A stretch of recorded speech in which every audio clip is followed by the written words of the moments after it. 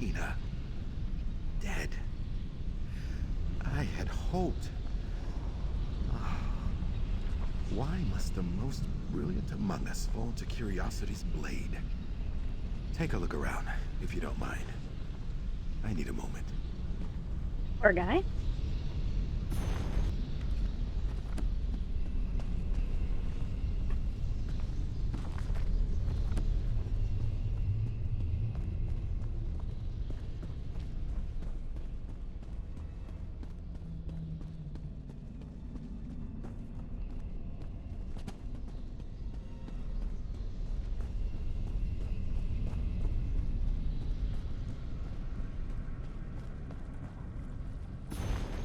Entry 1. Is it worth my eroding sanity, knowledge, endless knowledge, as long as I'm willing to seek them out? Every fate teeters on a precipice, a threshold where they might be made or not. We make our choices in the strands of what we choose to do, the way we choose to follow. Fate itself weaves its strands in and through around until the tapestry of our fate line is strong, and it is unbreakable. Entry 4. I've been able to identify the threshold, the never woven. The unwoven? The moment it starts to form, it hangs in abeyance, waiting, anticipation, as a Xander used to bark at me. And then, sometimes, a choice made, and nothing. But it's not nothing. A power in the unwoven fate. The reach of Herma Mora stretches past the boundaries of what is to what might be. Perhaps, one day my reach will meet his. If a Xander were here, he would laugh at me. And I at him. And he was so right and so wrong at the same time. His ideas do not encompass what I have seen. I see them everywhere. I go now, my forlorn, unmade choices. I have found a way to scry them out. One drop of my blood connects me to those unrealized potentialities, the frayed and unwoven fates that lay scattered behind me like so much debris. We leave them behind us, an unending chain that links us back to our first breath of life.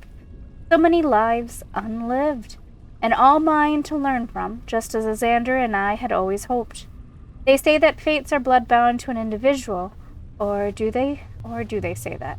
Perhaps I just said that. It's so hard to tell. Now, where I end and they begin, the power, the potential. I sought merely to learn, but there is so much more to be gained. I can weave my tattered, untaken fates into power. They are nothing, just shadows on the cave wall. Why should I not? Am I not the flame, the light that casts those shadows? Entry 14. Worth it. The knowledge is mine. I know it. It is me. I can smell the drift now. I can wander the drifting tides of fate, never to worry. Never again. I have done it, Xander. I have the knowledge. All of it.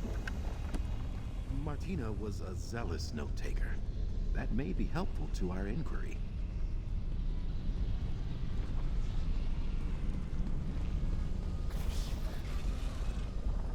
No idea what that concoction is. Curious.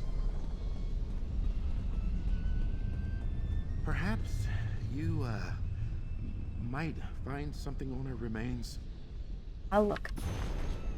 Deal with the Daedric Prince. It had finally come to extreme measures. Pestilence and disaster had settled in on our land. First it was a series of chill nights in the summer, then a flood, then a heavy miasma descending upon the town. Then the water darkened and turned foul. Finally the animals began to sicken, followed by the people, including the dark elves. I and my fellow healers could keep up, initially, with our spells and poultices and potions, but soon the numbers of the ill became too great, and we sent for aid from other nearby communities, but they turned us away for fear of the plague spreading to their locations. We exhausted our own supplies, including the reserves we had stored away, and then even our healers began to fall ill.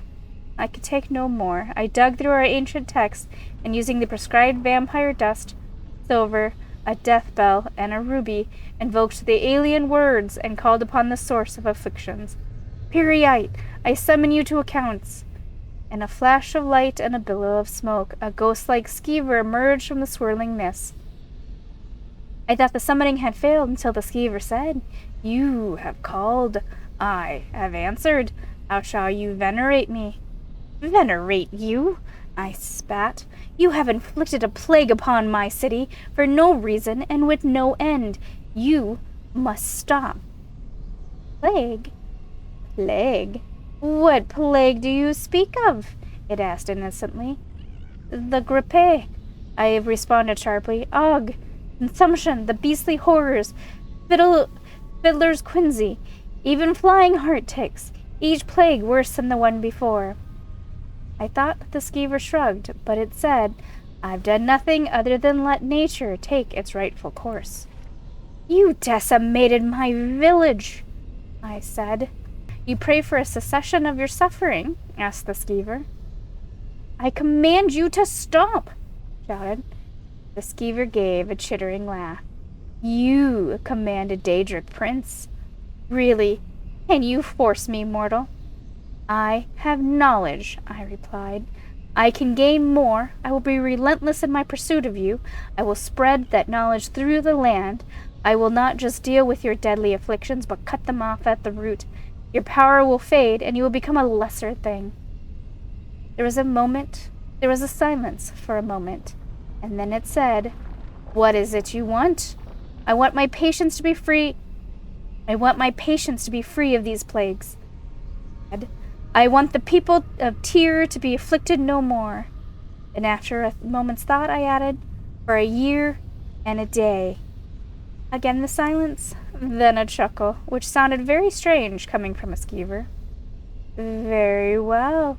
And with that, the ghost-like skeever disappeared, and with the dawn the people of Tyr began to recover. The consumptive coughs became milder, the ague subsided, and even those with the worst cases of fiddler's quinsy began to regain their strength. Yet it was not without cost, for all deals with Daedra always come with a heavy price. I soon felt a weakness set into my limbs, and the days that followed my skin grew scaly and lizard-like, spreading across one arm. Boils appeared on the other. Food lost all taste. Sleep eluded me.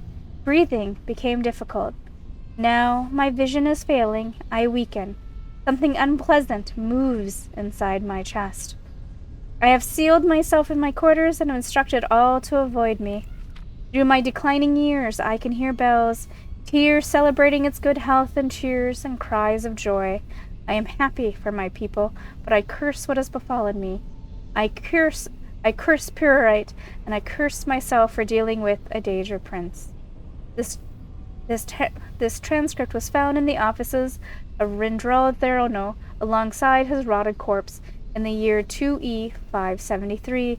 The corpse was burned, though some say it was still moving as it was consigned to the plague flyer.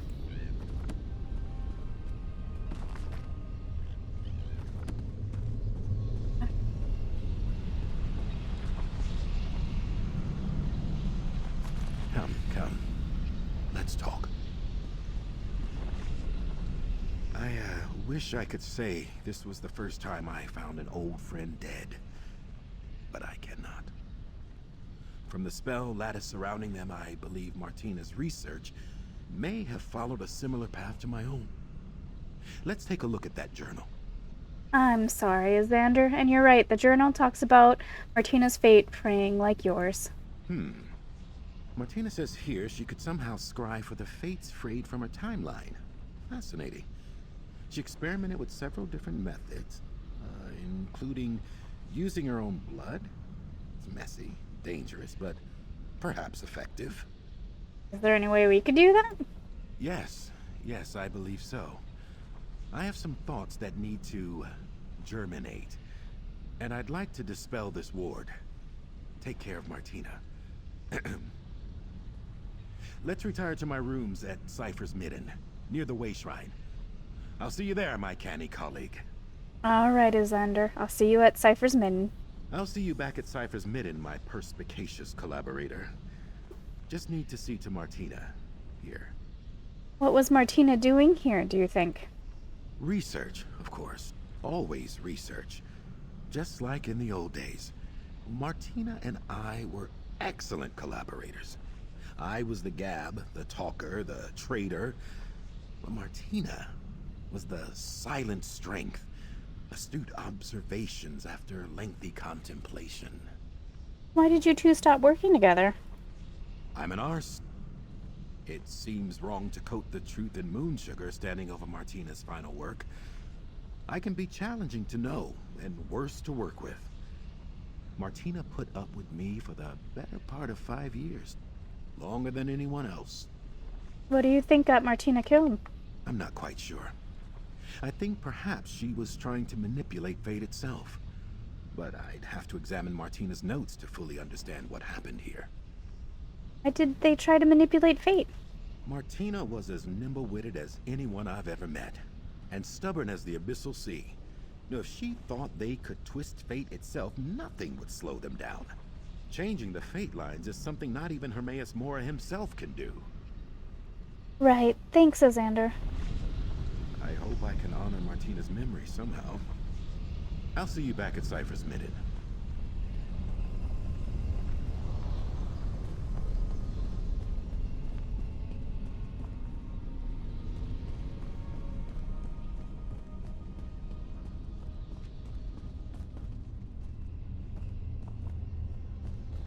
Oh, it's in the mess.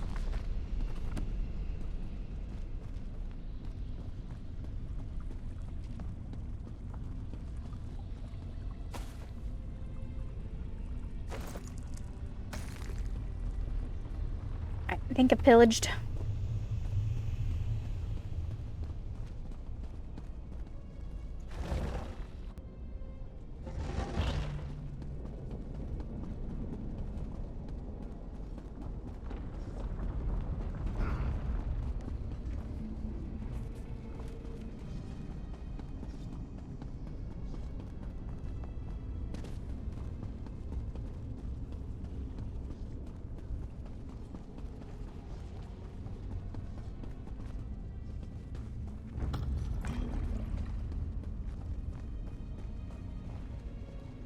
What is that creature?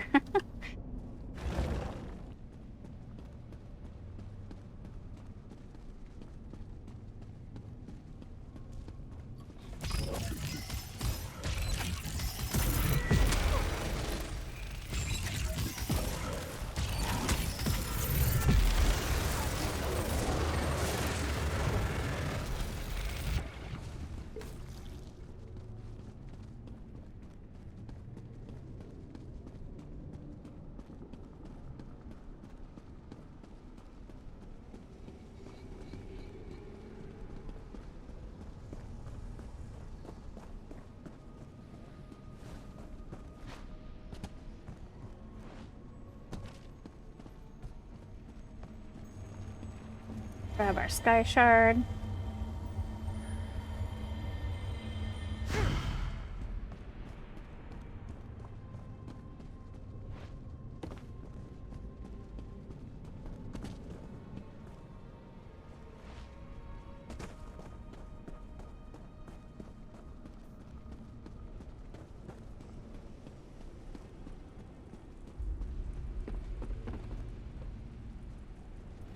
Battle axe. I think I'll pass though. We'll search the crate.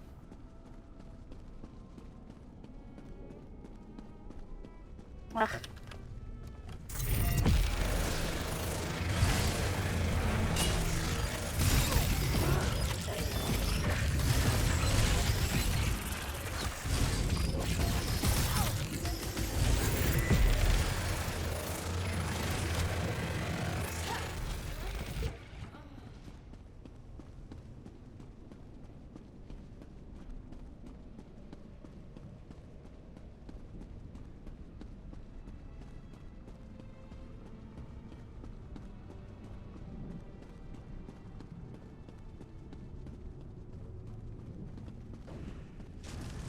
I'm just gonna scooch on past you, big guy.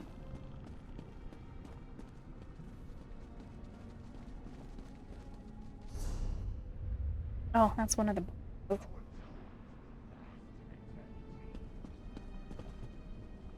Wait a minute and see if anybody else shows up.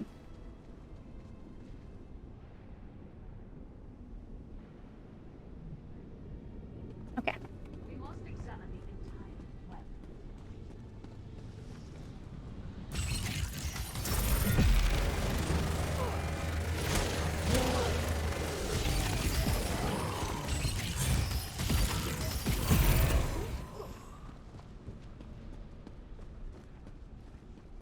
Oh, there's another way to get to the crystal. Okay. I think it's down below. How bad will it hurt if I jumped down? I think it'll hurt. Feels a little high up.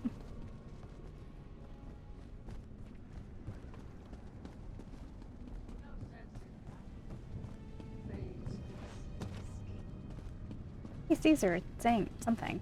Bombs are. The pages of a book. Mortals are so easily fooled. No sense in oh! Fate is inescapable.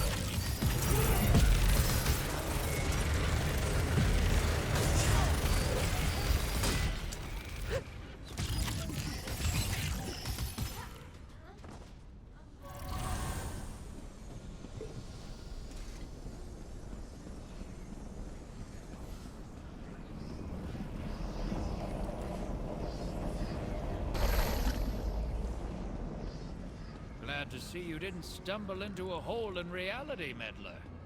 I know our many-eyed friend wants his glyphic back.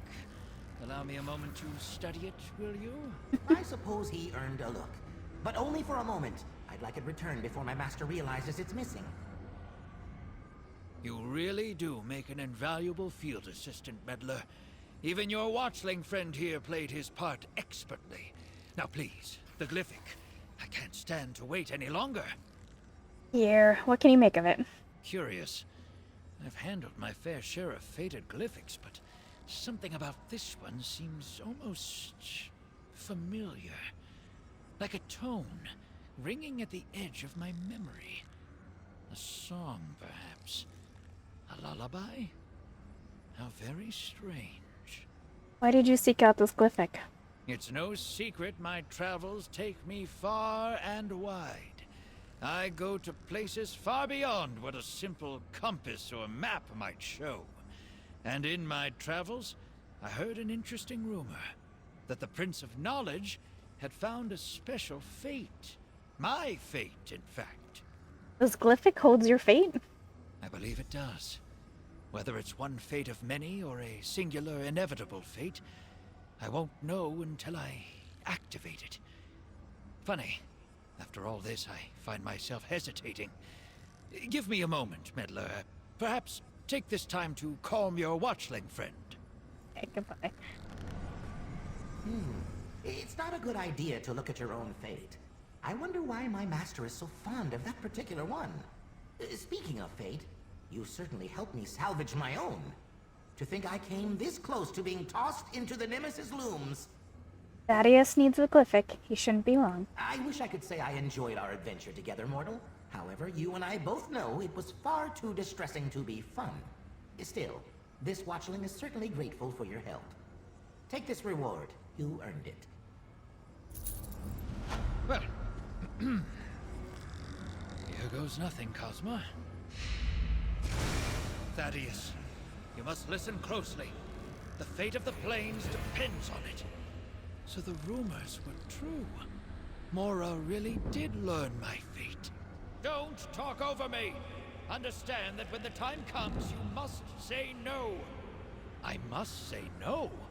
What in oblivion am I talking about? In my timeline, things didn't go exactly to plan. But I hope you'll glimpse this causality in enough time to change our fate. It seems the only person who can fix a Thaddeus Cosma mess is Thaddeus Cosma. How exciting.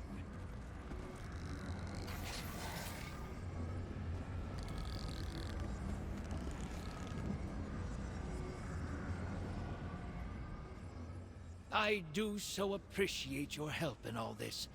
Not everyone gets the chance to learn their own fate in time to do something about it. And as far as possible fates go, that one wasn't nearly as damning as it could have been. What do you make of that warning? In truth, I haven't a clue. What in all the planes am I supposed to say no to? A mystery to be sure. But I have Apocrypha's extensive libraries right at my fingertips. Can you imagine a better place to find an answer? So it's another mystery to solve. Indeed. A mystery only a Cosma could solve.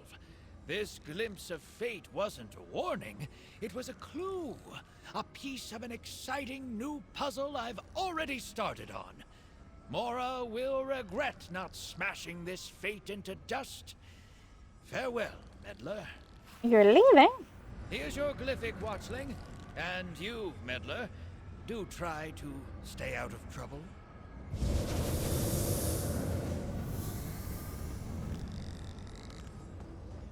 Alright, well, that's fun.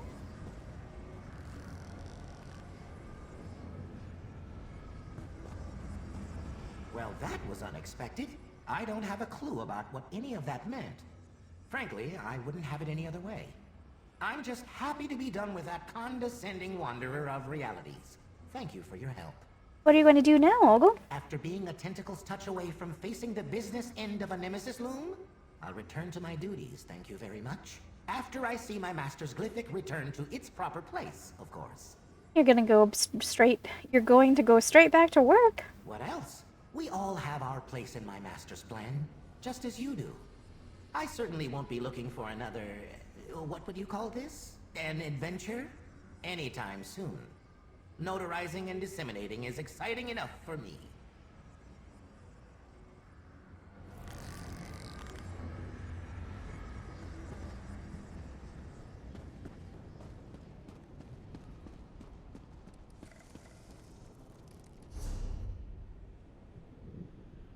Let's see, where am I?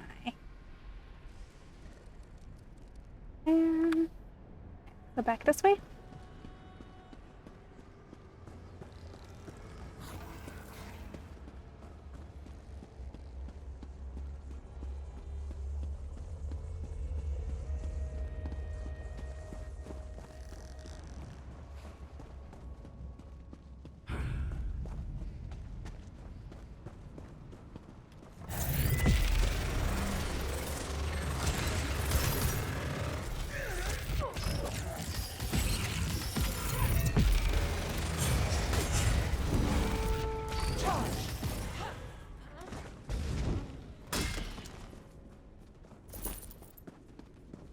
Righty, we are back. Place here. Yeah.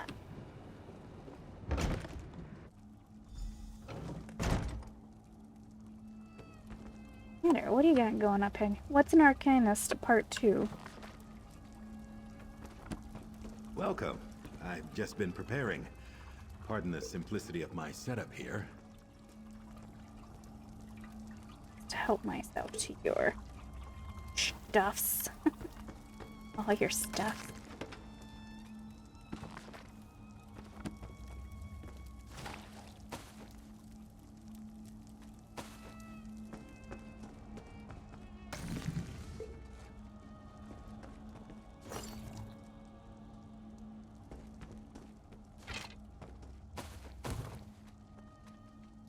Alright, dude, what's up? Martina's research lives on. I believe with further development I can adapt her methods and modify the Fate Weaver key itself.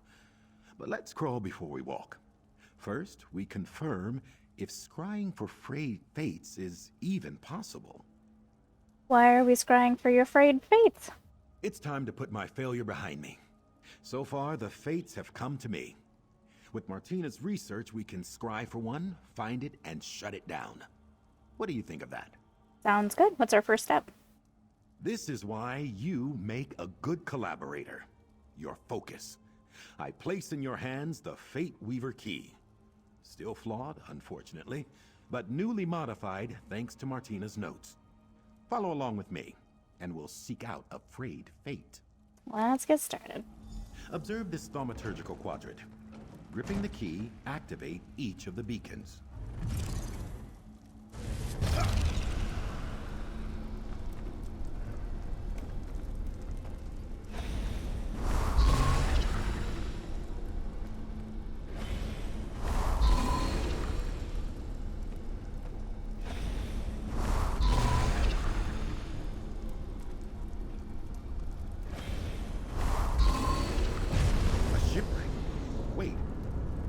Fathom's drift. Superlative! The drift is in the far north of the region. I'll meet you there.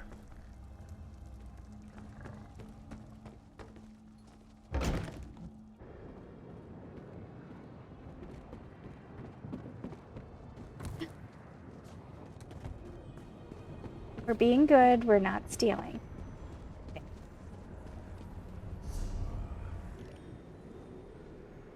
Pickpockets should have their hands cut off. Yeah.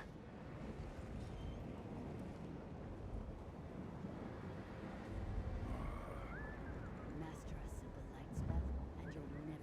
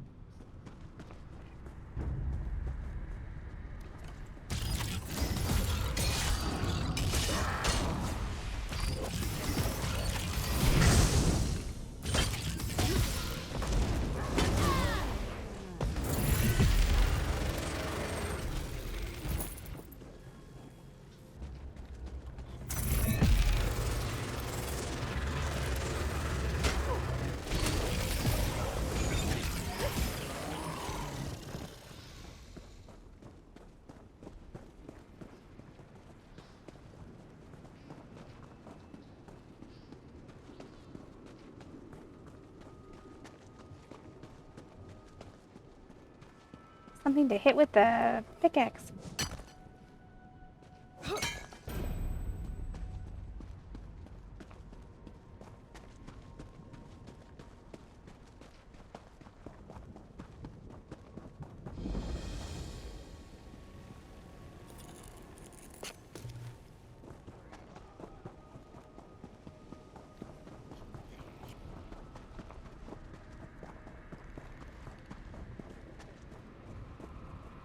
That's a private dungeon. Right? I think I got that right. Probably.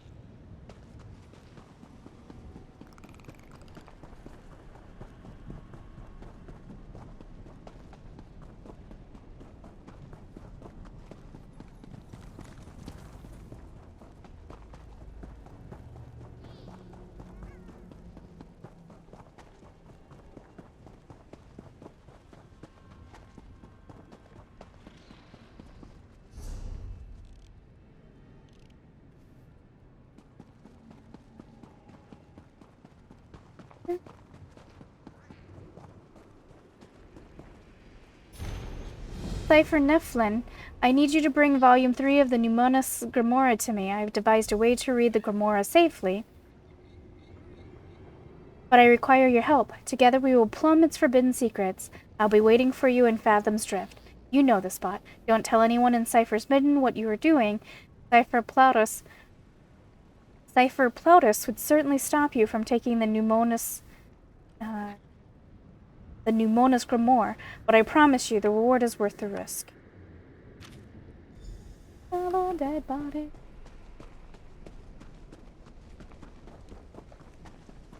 Yes. where I want to go is up this way. If I was a crystal, this is where I would hide it.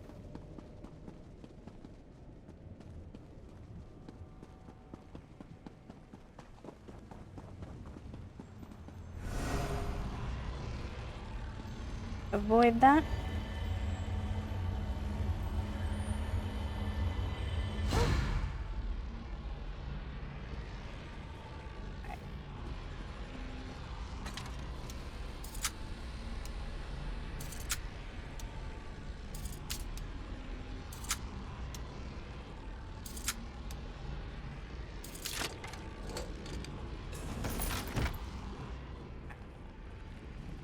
He's busy looking over there, so it's gonna hurt me.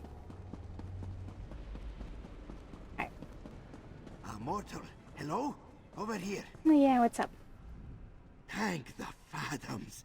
My name is Cypher Margo, and I watch over the nearby Rectory Corporea. I am in desperate need of an adventurer who can help me re-establish order here. The chorus is in disharmony, you see. Watchers, Whiskers, what will we do? Slow down, what's going on? The Rectory houses one of Hermaeus Mora's most prized magical apparatuses. The vessels that comprise it suddenly began to fail, and now the whole thing risks collapse. Margo knows not how, or why, nor why. He needs help. How can I help? The faulty vessels destabilize the entire apparatus, dislodging focus crystals, warping valves, and prompting leaks throughout the system. Margo needs someone to protect his backside and make repairs. You would take Nurni gold as payment, yes? Yes, I'll help you repair the rectory. First, we need to reset the magical focus in the Corporea Secretis, an outbuilding to the northeast. Tide King willing, that will reduce the instability. I only hope we're not too late.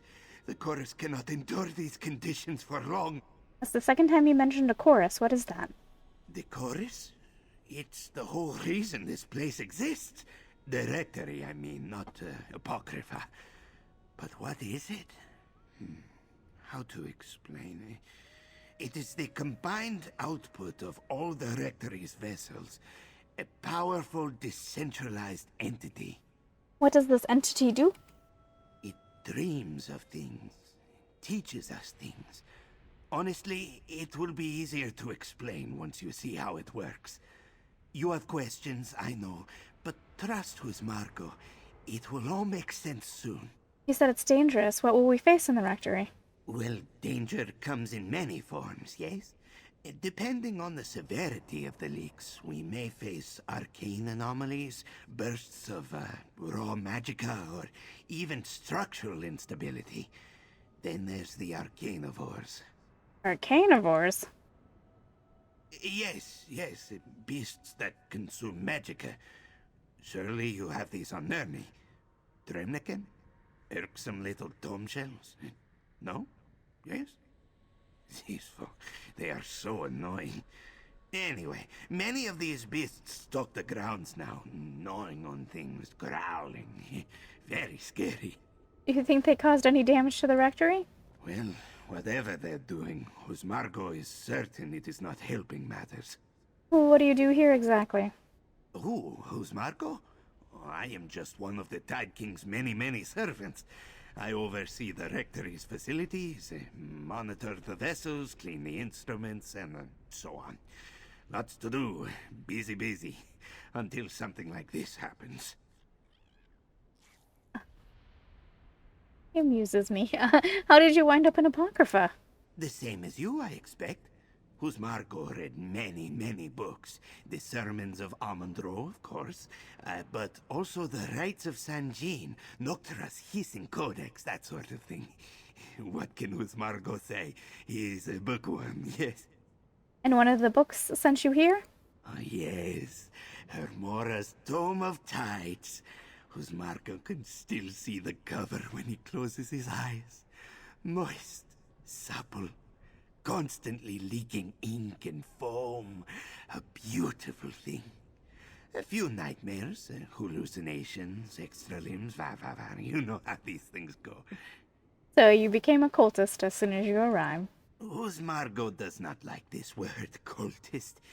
But yes, it did not take long before I became a cipher. And I've seldom had cause to regret it. Alright, dude.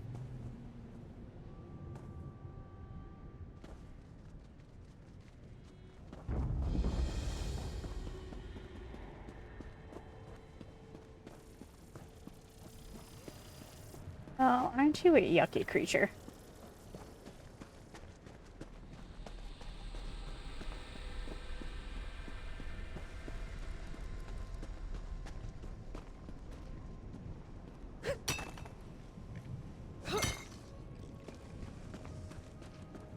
Everything hissing at me.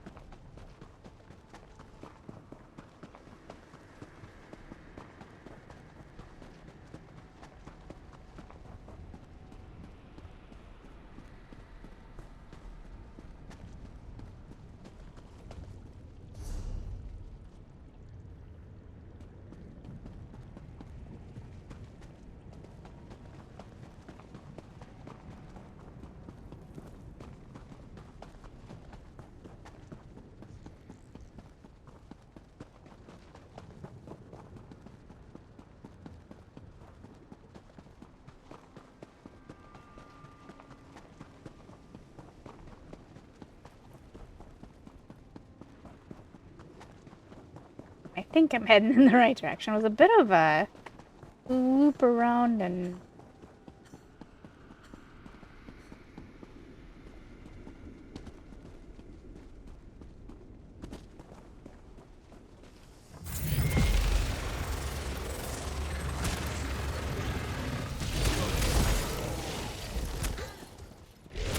Stop chewing on me.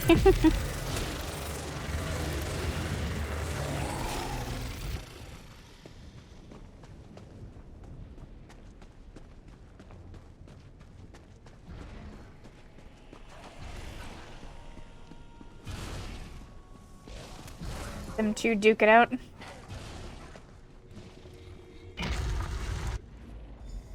What a disaster. Whose Margot hopes the vessels remain intact.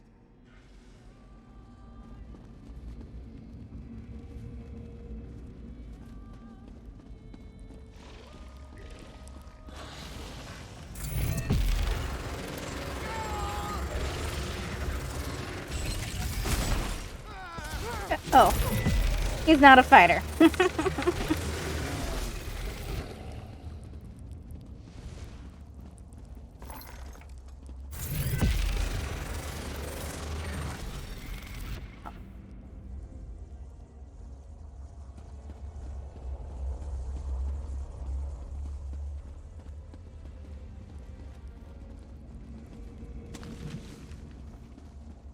Go.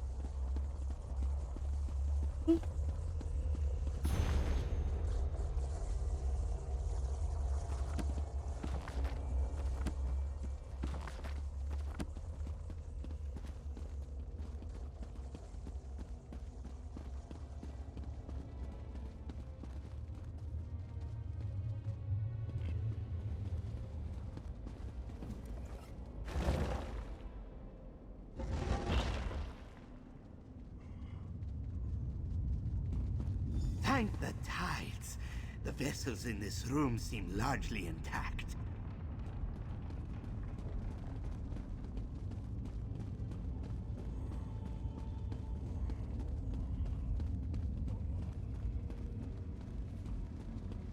What's happening to that vessel? Quickly, reset the magical focus. Another failed body. I will be free! Watcher's whiskers? What was that? I've been tending to the vessels in the Corporea for many, many years, and never before have I seen a thing like what just happened. That vessel, it just talked to us. It moved. That should not be possible. Well, what do these bodies normally do? Well, normally, they just lie there. The Rectory's magic keeps the vessels healthy while their minds serve the chorus. They don't just get up and say scary things before keeling over. Wait, this vessel is dead? Oh no. Do the vessels die if they try to break free? They never try to break free. But if they did, I suppose it is possible. Even the gradual extraction can cause stress, nosebleeds, seizures. But something the vessel said, another failed body. Those were its words, remember? Yes, he spoke about his body like it didn't belong to him. Precisely. This worries Margot the most. Something may be toying with the vessels in the Rectory and killing them in the process. But Margot doesn't know what could do such a thing. We should check the Rectory archives. They are just next door. Alright, let's go investigate. Oh, see. They're just chilling there, huh?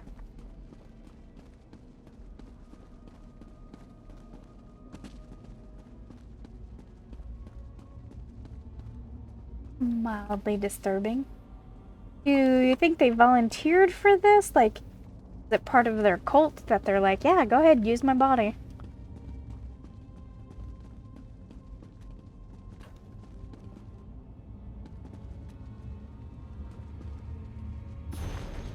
We reject the pack with salutations, appreciation, and deep respect to the Mercy Mother, the Master, and the Father of Mysteries. We undersign summarily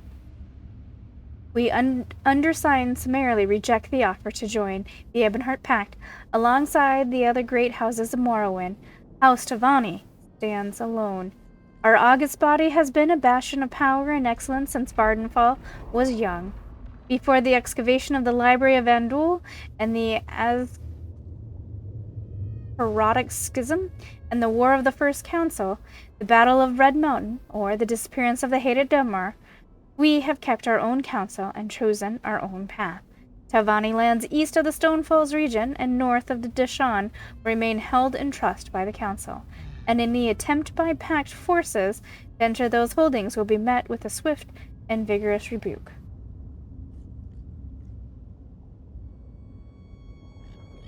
Attached to this missive, please find several codices outlining our recommendations regarding trade, defense, maritime navigation, taxation, embassy rights, and travel protocols surrounding the ancient city of Necrom. Our couture of representatives from the Barristers Guild will be in touch. The forceful expression of will gives true honor to the ancestors.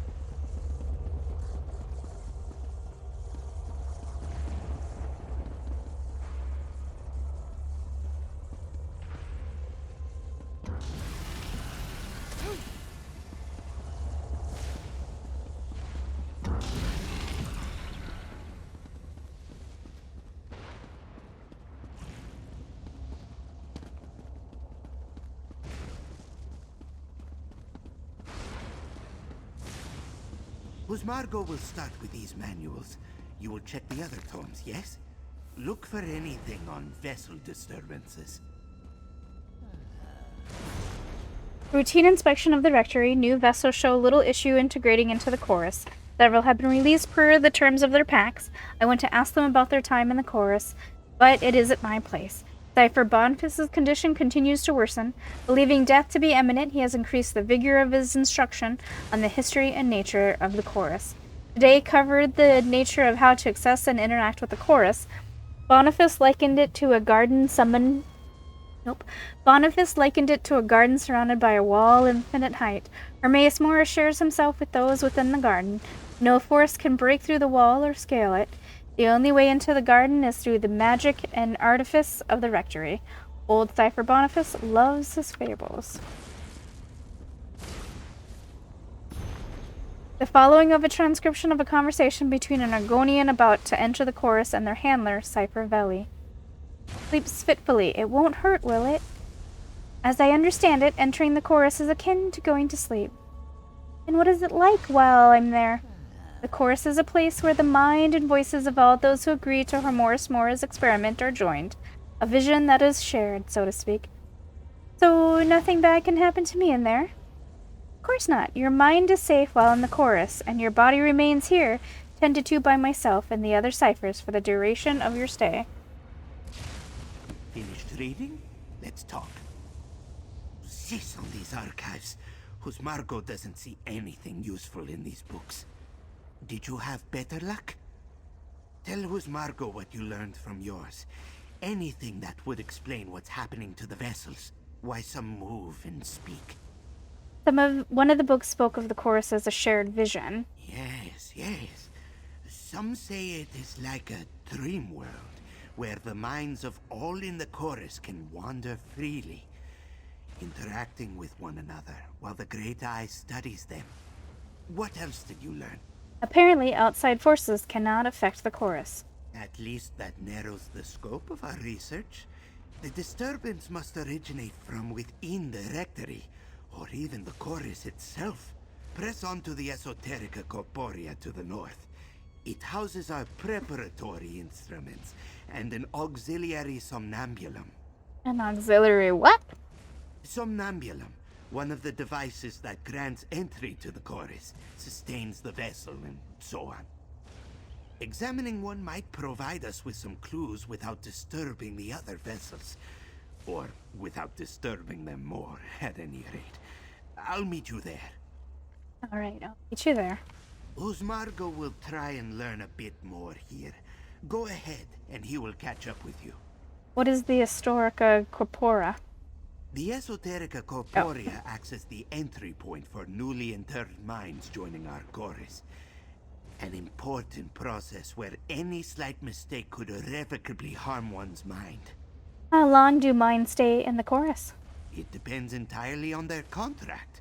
Some may spend their entire lives as part of the chorus in exchange for a promised fortune or magical knowledge. Others may only spend a few winters.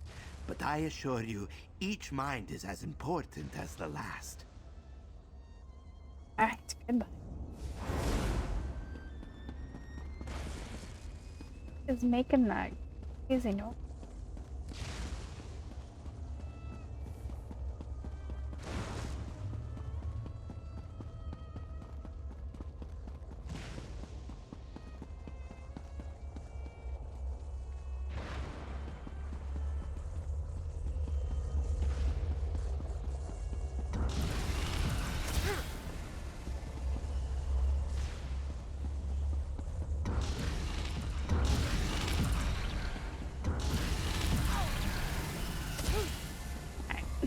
I got tired of being sneaky.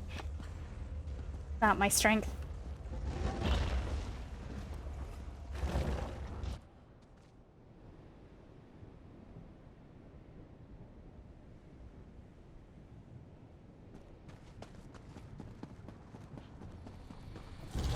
Oh.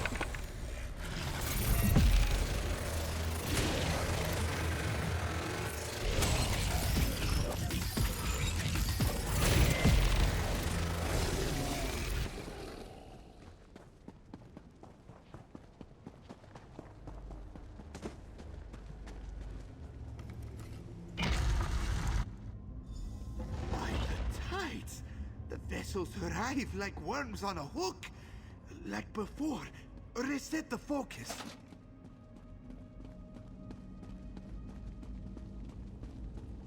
I will get out! There! Another one! I think I understand what's going on. We should speak, adventurer. Another corp. After witnessing that vessel speak, I fear I now understand the source of our problem.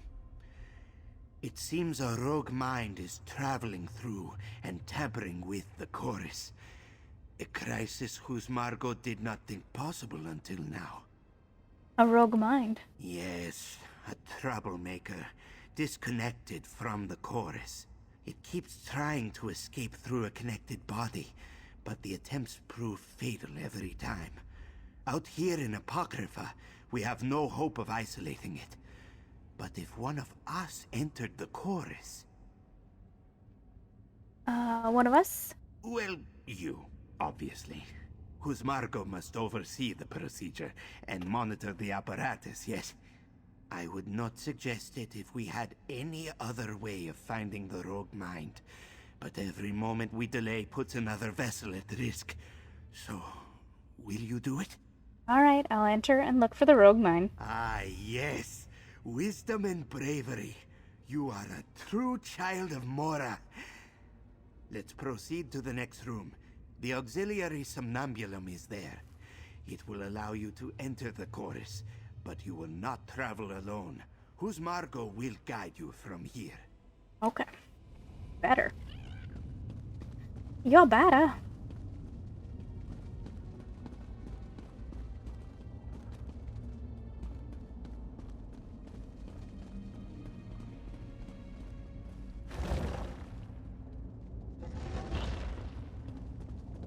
There. That's the somnambulum. I'll prepare it for you.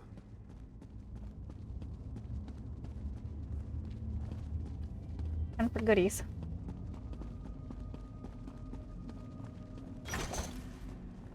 A maple shield.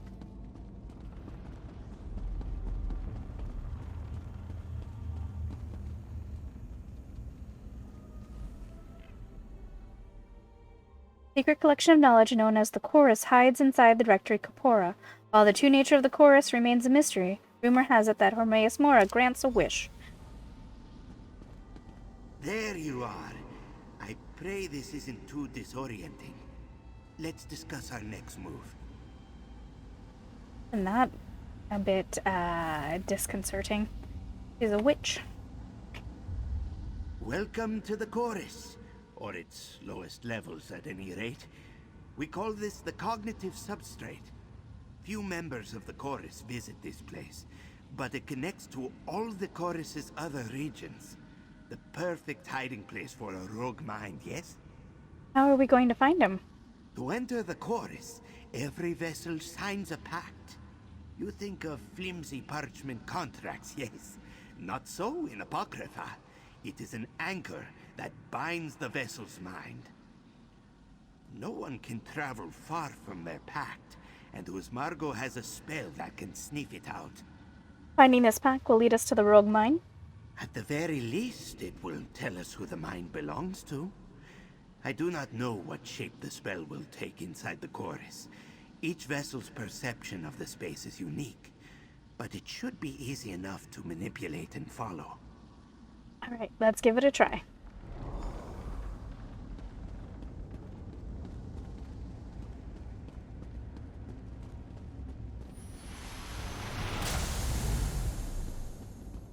Be cautious.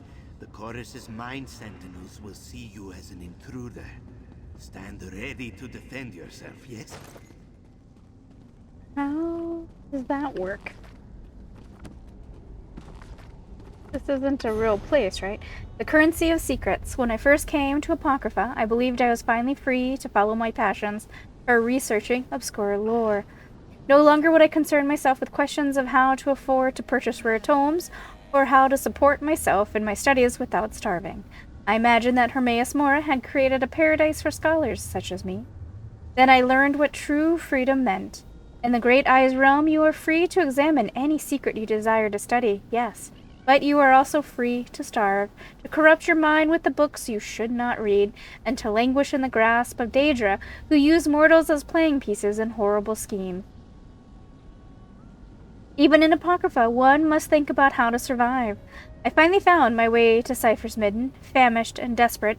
I had nothing but the rags I wore and one battered journal filled with the scribblings of things I learned during my first days in Apocrypha. And that was enough. For in Apocrypha, secrets are the currency of the realm. I traded a few abstruse notes I found in the workbook of an Iliad mage for a meal and a place to sleep. When I woke, I traded a treatise on the shape and function of Victor teeth for new clothes. And so I learned how the ciphers of the eye prosper in a place without laws or lords of a coin. A cipher's wealth and standing are measured by the secrets they know. The value of a secret is measured in two principal ways: exclusivity and power. Things known to few are more valuable in Apocrypha than things known to many. Secrets with great or terrible consequences are more valuable than secrets of trivial importance. And, as you might expect, secrets that are strange, scandalous, or deal with famous people have additional value of their own. In Cypher's Midden, the exchange of secrets create a hidden web of favors and obligations. With these, a cipher can arrange for goods to be transported into Apocrypha and barter them to other ciphers. Various Hermaeus Mora cults in Nirn are useful suppliers, as are merchants of the Sarathuth tongue and vendors of Fargrave. A new cipher can purchase the patronage of an older cipher by promising to share their later findings, or an older cipher can hire assistance by doling out tidbits of value to those whose studies are just beginning. Naturally, the value of a secret changes as it is traded. After all, once I tell you something, I have no control over whether you will then tell someone else. A truly rare secret can be ruined through careless repetition. Sometimes unscrupulous newcomers are tempted to trade a recently acquired secret immediately in order to get something for it before its value drops to nothing. But that is a mistake. You see, every cipher's favorite secret is who exactly was careless with the valuable secret.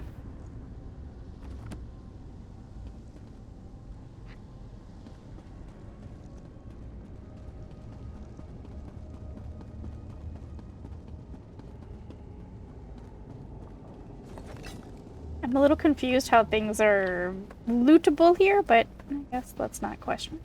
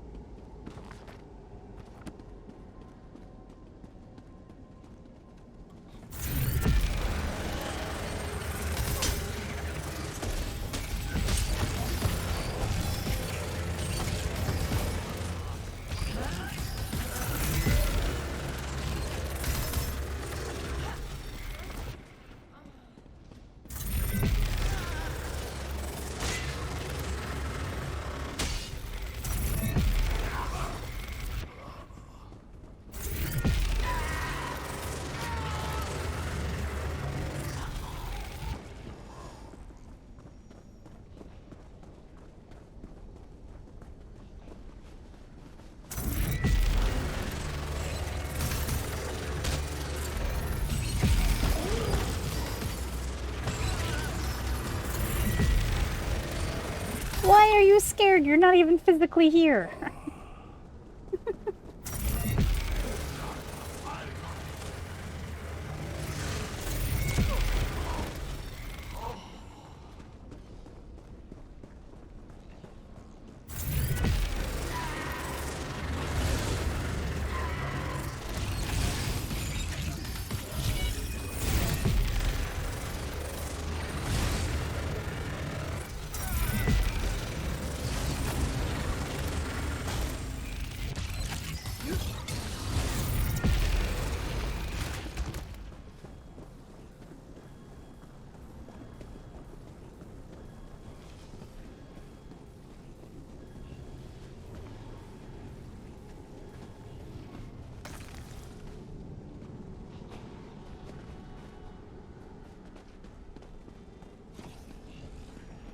There! This is our pact, yes? Have a look. It might tell us something about our quarry. In the 3rd hour of the 7th day, on the last month of the year of mortal reckoning 2E 455, does the abyssal Sifflerarch, the gardener of men, knowing and willfully form a pact with the mortal known as the Daggerfall Devil. Knowing the Daggerfall Devil has claimed the lives of dozens of innocents and is due to be executed in the city of Daggerfall for his crimes, Hermaeus Mora offers him sanctuary. In return, the Daggerfall Devil will commit his mind to the chorus and his body to the Rectory Corporea for an interval of 500 mortal years. Should he accept, the Daggerfall Devil will be swiftly spared from execution and placed beyond the grasp of his pursuers. The Daggerfall Devil? The Daggerfall Devil. Watcher, spare us. On the one claw, it makes sense that a serial killer in the chorus would be the cause of our troubles. On the other, there is a serial killer in the chorus, and it appears that he wants out. So if we deal with this Daggerfall Devil, the Rectory will stabilize? Yes? Yes! But dealing with him means killing him. A task that is a little more difficult than just stabbing his cold manifestation. Margot would need to make sure the Daggerfall Devil couldn't flee to another body and hide. Can you do that? Margot thinks so, but we will need to act at the same time, like two claws pinching a well-oiled grape. Margot will need to leave you to find the body while you find the mind. The pact, thankfully, provides us with some inkling of where to look. Tell me how to find the Daggerfall Devil's mind. Leaping into other people's bodies may have caused some mnemonic bleed. Elements of his psyche, memories, could have broken loose. I'll tune the spell to seek out his memories. If you can find enough of them, it should lead us to his mind's core. Let's find these memories. Best of luck to both of us.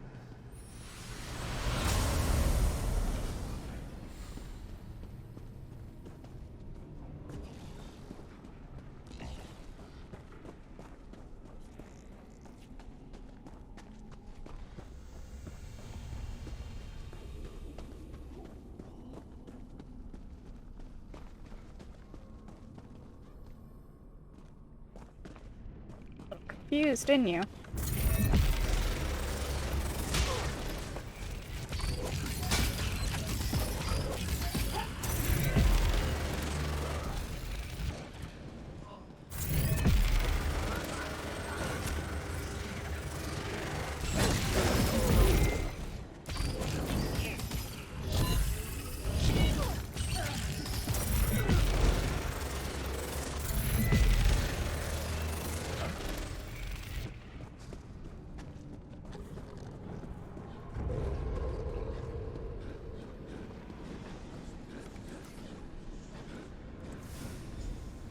First life I took. A scrawny beast, loved by the child next door. Seeing the boy cry made me smile.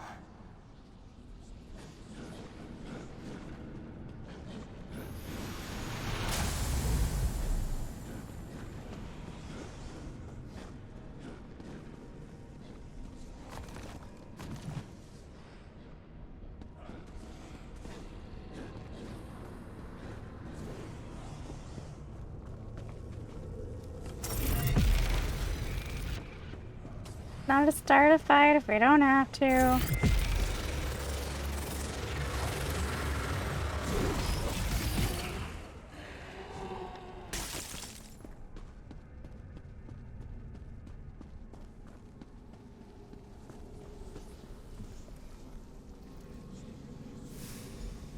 I offered the shelter of my basement to wandering souls, only to take their lives while they slept.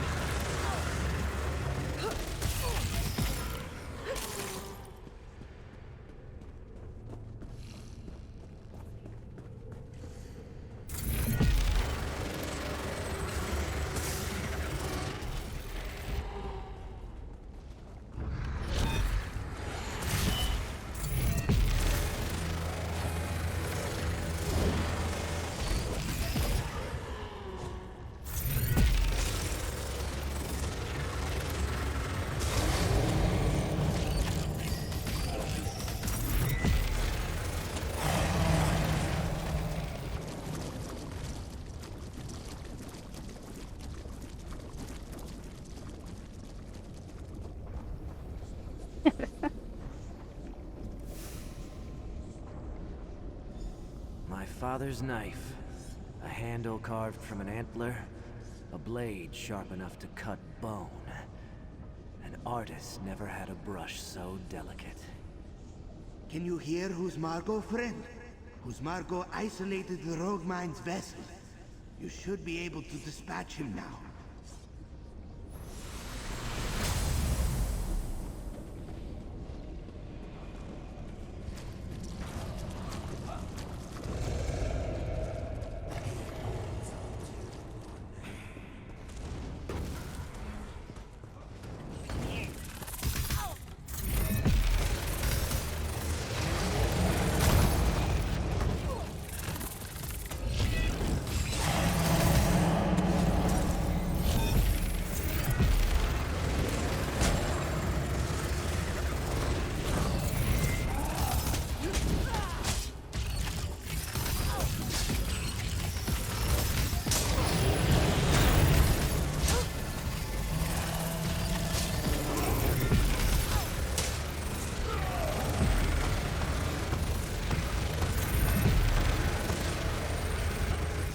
I got a little crazy for a minute.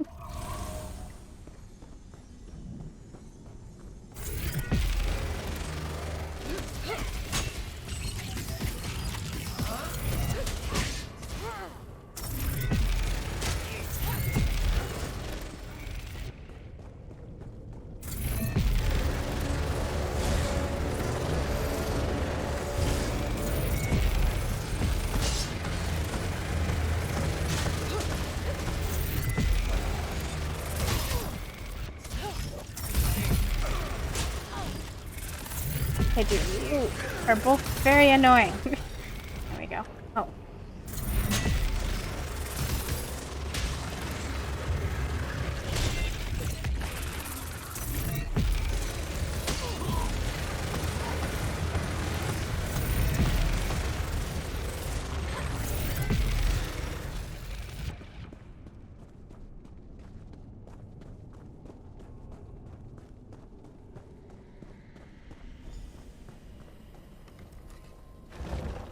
Rectory network memory vault?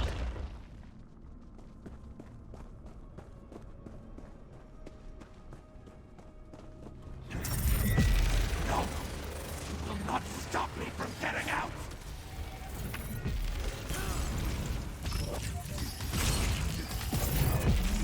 Like all the rest!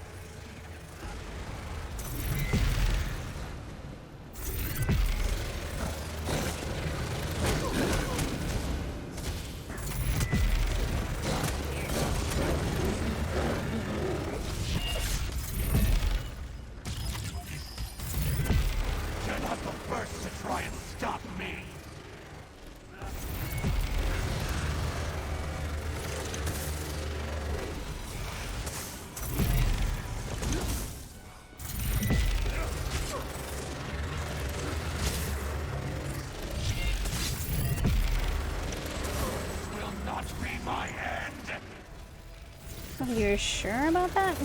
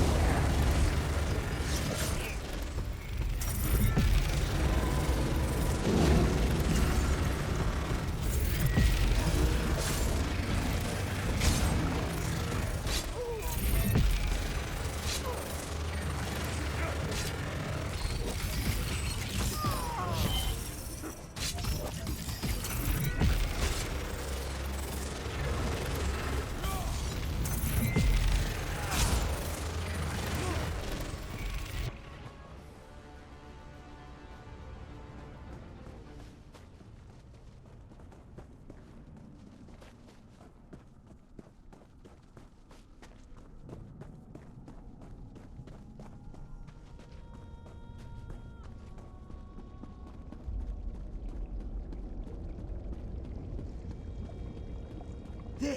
That's the Daggerfall Devil's mind! You did it! I see no trace of the Daggerfall Devil in the registry! Now quickly, adventurer, return to your body.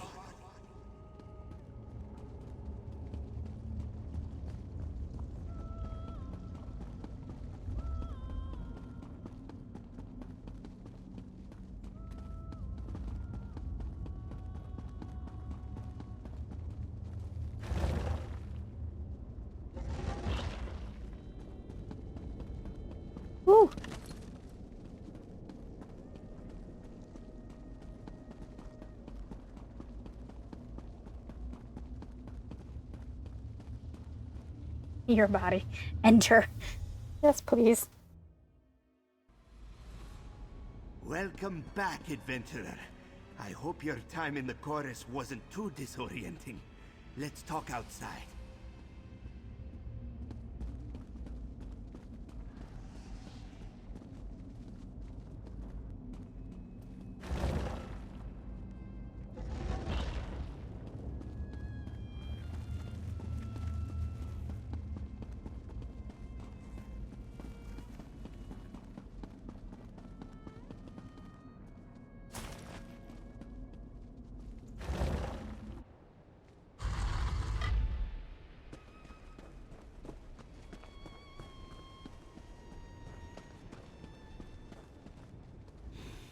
Ah, fresh air. Better, yes? According to my instruments, you made it out of the chorus with nary a scratch on your psyche. How are your memories? Any confusion? Dizziness? No? Good. So the chorus is safe now. Safe from immediate danger, yes. But stress levels among the vessels are still far too high. I must inspect each mind and vessel to ensure their well-being. You have a strong mind. If you have the time, I would certainly enjoy studying it. No. I have things to do. Of course, of course. Whose Margot is sure our prince has plans for you beyond the Rectory Corporea. But do keep the offer in mind. You did a great service for us, friend. I suppose the time has come for payment, yes? Thank you. Perhaps one day you'll hear the harmonious songs of the chorus. But for now, know that all the minds housed within the Rectory are grateful for your help. As am I. Our prince will be happy to hear of your involvement. It's a shame you can't stay. To study a mind as unswayable as your own would truly be a pleasure. Think about it. Farewell. What will you do now? Whose Margot supposes a fair amount of cleaning and vessel repair. But don't worry, it won't be long before ciphers hear of your success and return to the Rectory. Once I have a team together, I'll be sure to tend to our surviving minds. Right, goodbye.